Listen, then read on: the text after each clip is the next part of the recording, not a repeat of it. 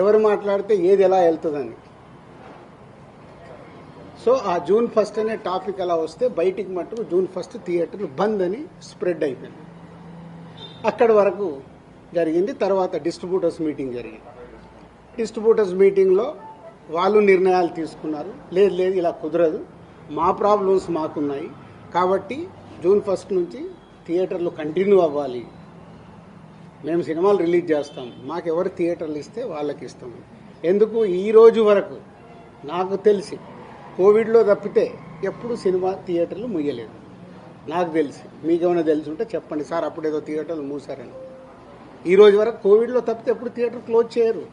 సినిమాలు రిలీజ్ ఉంటే సినిమాలు వేసుకోవాలనుకుంటారు ఎగ్జిబిటర్, మూసుకుంటే వాళ్ళకే నష్టం. ఆ రోజు ఆ మీటింగ్లో ఇంకొకటి కూడా నేను అండర్లైన్ చేసే వాళ్ళకి, 56 రోజులు మేము షూటింగ్లు ఆపాం, మేము ఏమీ సాధించలేకపోయాం. నిర్మాతలుగా ఏదైనా సాధించగలిగితే నిర్మాతలే సాధించాలి. ఎందుకు? ఎవ్రీవేర్ మేమే ఉంటాం కాబట్టి. మాకే ధైర్యం లేదు, మీరు ఎక్కడికి వెళ్ళి అవుతారో అది సాధ్యం కాదు అంటే వాళ్ళందరూ ఏకీభవించడం జరిగింది.